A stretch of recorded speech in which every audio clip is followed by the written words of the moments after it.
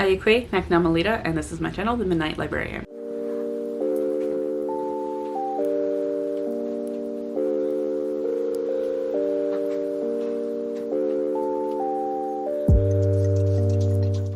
Today I will be talking about my review of the Brown Sister series. So the Brown Sister series is actually a romance novel trilogy companion series. I've heard people say that you don't have to read them in order. I did read them in order in terms of Get a Life Chloe Brown, Take a Hint Danny Brown, and Act Your Age Eve Brown. That's how they were published. That's how I read them. But if you do read them out of order, I don't think you'll be spoiled for anything necessarily outside of just knowing that, like, yes, if you read like Act Your Age Eve Brown, you'll know that Danny Brown and Chloe Brown ended up getting with the people that was talked about within their books. You just won't get any of the antics. So read how you would like. This is the first series that I finished in 2022. I believe I finished them in February, so I'm pretty happy about that.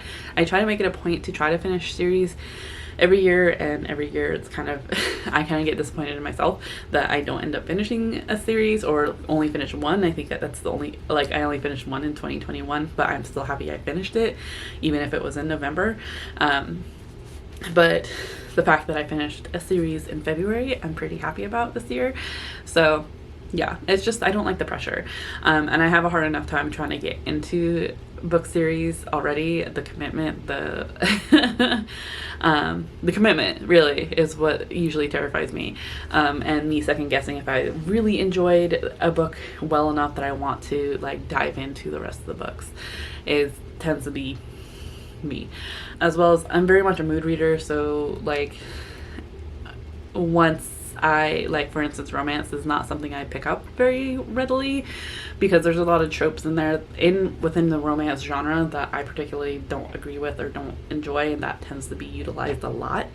But we all have like specific wants and needs when it comes to romance, and what I found is just that the popular tropes aren't what agree with me. So not trying to shit on romance. If you enjoy it, I'm happy for you. It's just not something I always pick up, but I did pick up this series because of YouTube and ended up reading Get a Life Chloe Brown back in February of 2021. Read Take a Hint Danny Brown, I think it was either at the end of 2021 or at the beginning of this year, and then I finished Act Your Age Eve Brown in February of this year.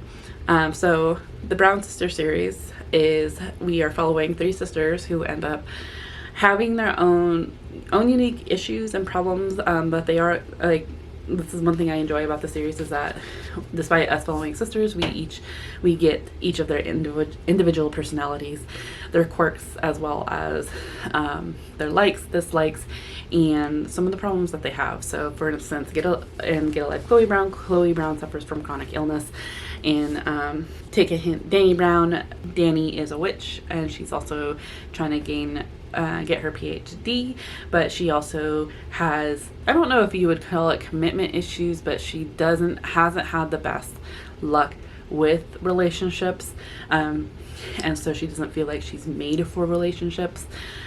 And Take a Hint Danny Brown, we also get a perspective with anxiety. And then in Act Your Age Eve Brown, we get a perspective from someone on the autism spectrum, and Eve Brown also finds out some things about herself and what she wants out of life, and that's basically what all three of them have a connection with, is what they figuring out what they do want out of life and what they want out of like a romantic partner. So all three of these women are Black and British and are from a well-to-do family and plus size. So they are all plus size. I know, like, we're trying to get the word fat back, but I really I'm struggling with that, so my apologies. But they are plus size, which is a rep that I personally enjoyed as being a plus sized person myself. Let's get into the books. So Get a Life Chloe Brown, as I talked about, Chloe Brown suffers from chronic illness after an event that, after almost but not quite dying, basically, she realizes that there's some stuff in her life that she either wants to figure out if she wants to do. Basically, she creates a list of things that she would like to do, whether it was something that she did before and she enjoyed and she stopped doing because of her chronic illness, or it was something that she wants to do and has been afraid to do because of her chronic illness, something of the sort. And one of those things is moving out of her parents' house. All three, I think, yeah. Chloe ends up moving out of her parents' house into her own apartment. She doesn't want anyone waiting on her. And she is a computer geek, so she creates websites for people. And the story kind of starts off with her just moving into an apartment complex, and not the landlord, but kind of the overseer of the building. They have Red has kind of a tumultuous relationship with each other. They're not sure how they feel about each other. Red thinks that Chloe's a spoiled brat, while Chloe believes Red to be an awkward asshole. So yeah, it's kind of I don't know if I would necessarily call it a hate to love, but it was more like a misunderstanding to love type of deal. From what I understand from other reviewers of this book, this is their least favorite within the series, because a lot of people didn't like Red as the love interest. I would have to agree with that, but like, I'm not sure if other reviewers have the same opinion as I do in terms of it. I didn't like the name Red, first off. I thought it was a silly name. No offense to anyone who has the name Red, like, good on you. But I you know, as well as Red's description immediately had an ex Kate popping into mind anytime I read, so that made it uncomfortable and awkward.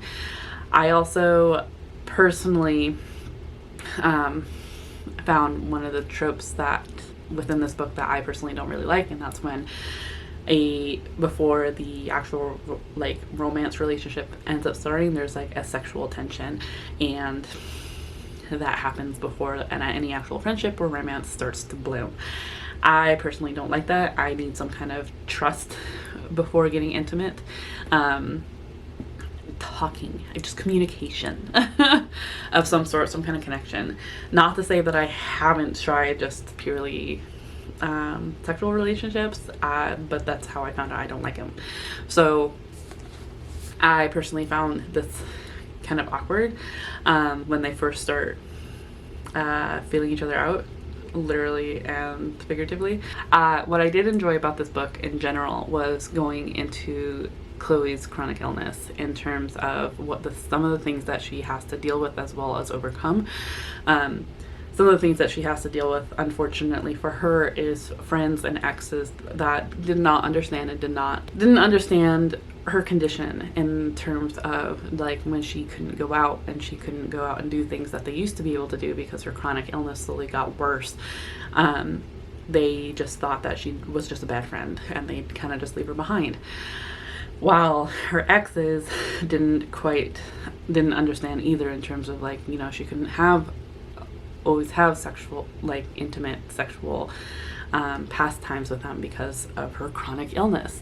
So it was really her figuring out what she wanted in a relationship, and how much she wanted to put herself in the relationship she got from it, which I really appreciated. I don't necessarily know if this is good representation in terms of chronic illness, as I don't have chronic illness.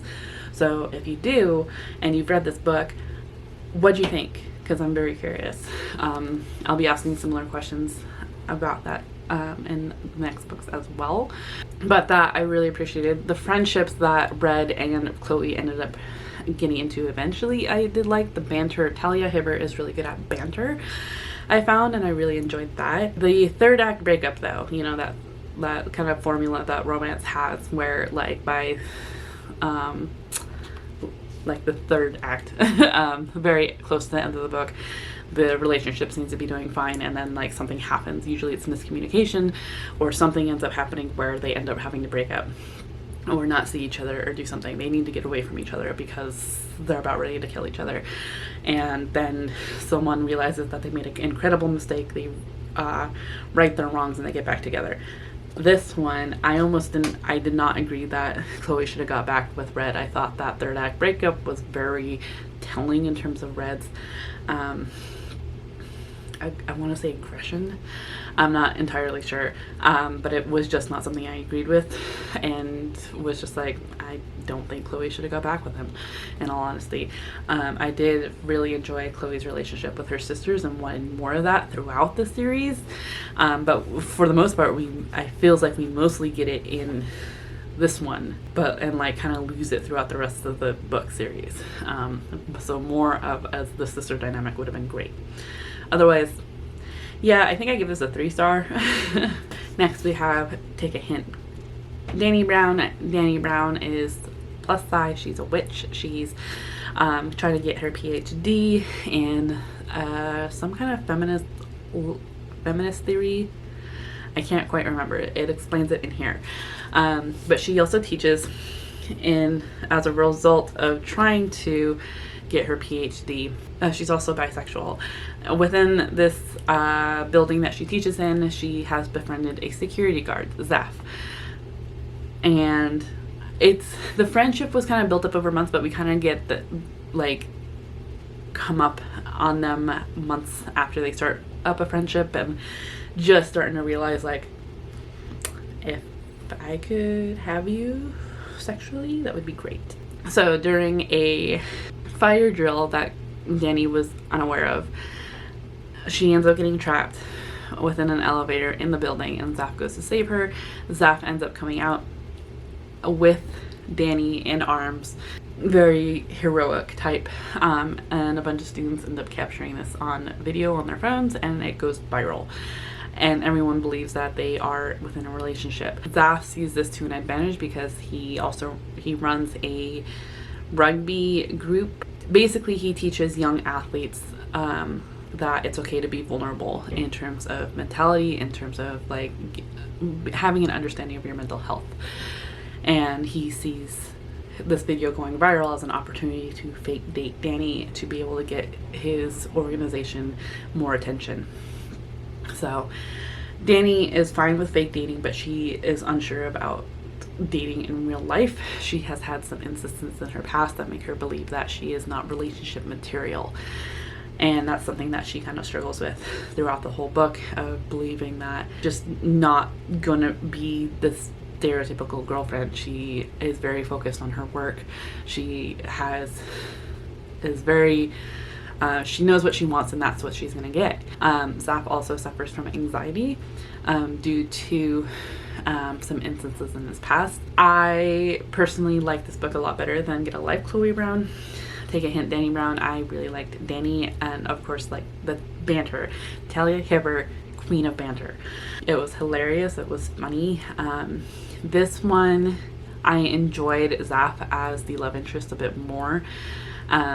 The understanding that they both had for each other, and their anxieties, their stresses, what their needs and wants were completely, yes, I totally agreed with it. These sex scenes I felt more comfortable with them just because they had established a friendship beforehand. I would have liked to see the start of the friendship to just kind of like secure that a little more, but as it was pretty, I liked it. The third act breakup, I felt like it was over dramatic. I'm not sure. There was like, I'm sure, and maybe that's just from where I'm coming from, because I don't understand how that could have happened, and like, I apologize if that has happened. And maybe that's part of the reason why. Sorry, I'm not making any sense.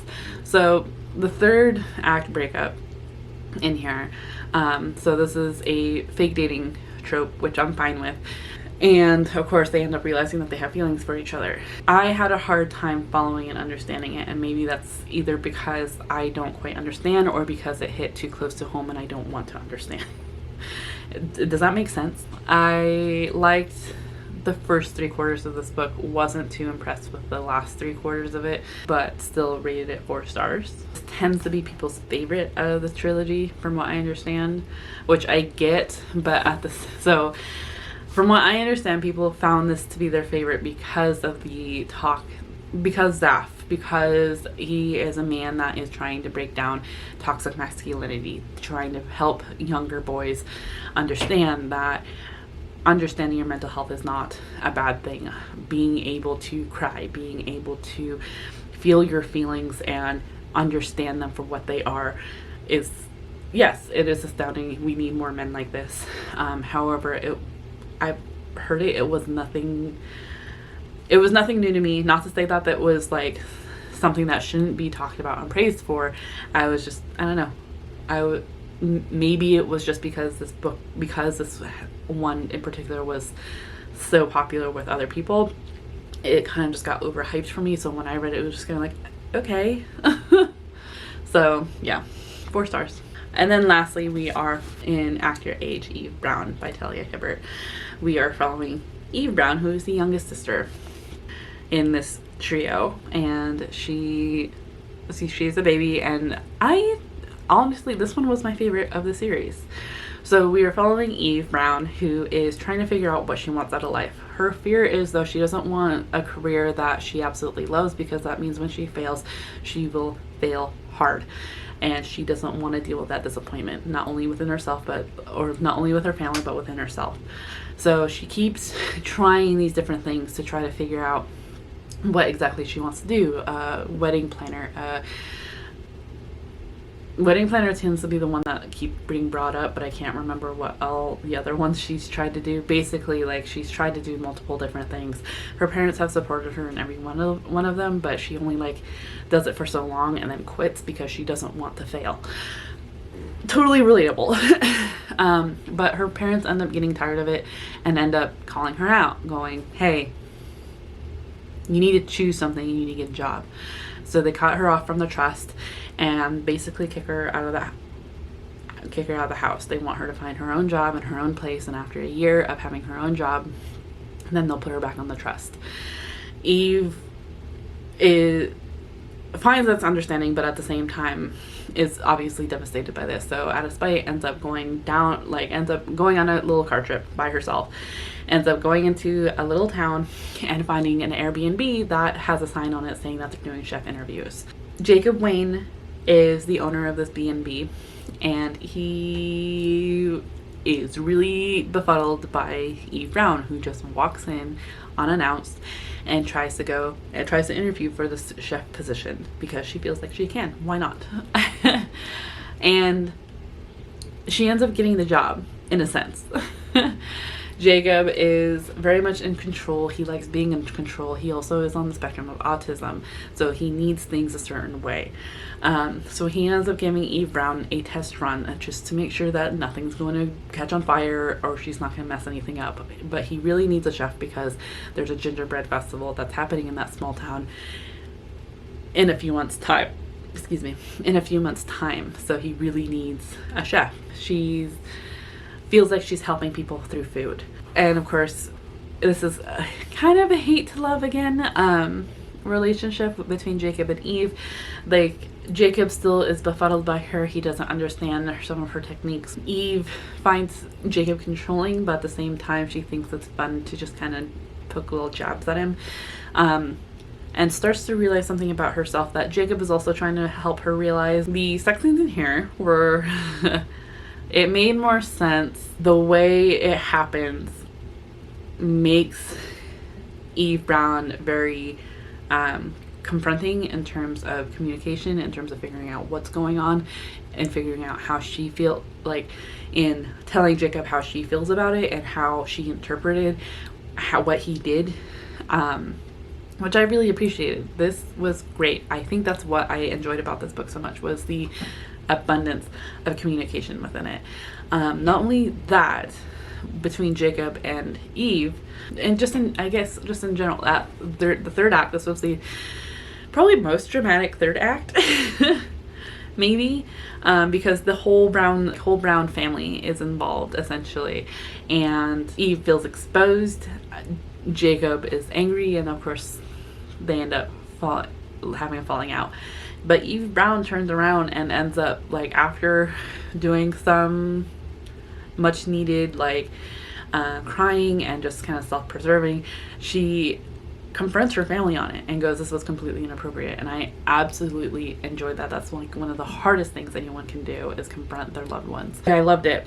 Yeah, I just completely enjoyed it. I really felt for Eve Brown, particularly when it came to wanting to try to figure out what to do with life, but having a hard time figuring it out because you don't want to do something that you absolutely love and like just waiting for yourself to fail. I feel that so hard. That's something that I've been in consistently and I'm still trying to figure out within my own life. So maybe that's why this is one of my favorites. Really enjoyed this one. The sex scenes were wow.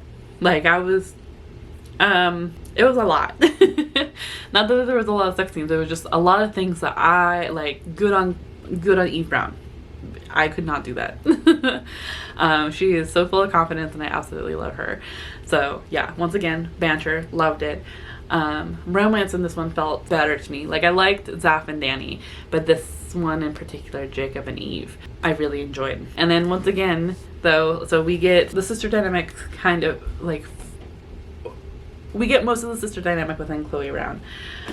We get some sister dynamic in Take a Hint, Danny Brown, but it feels for the most part left to the very end.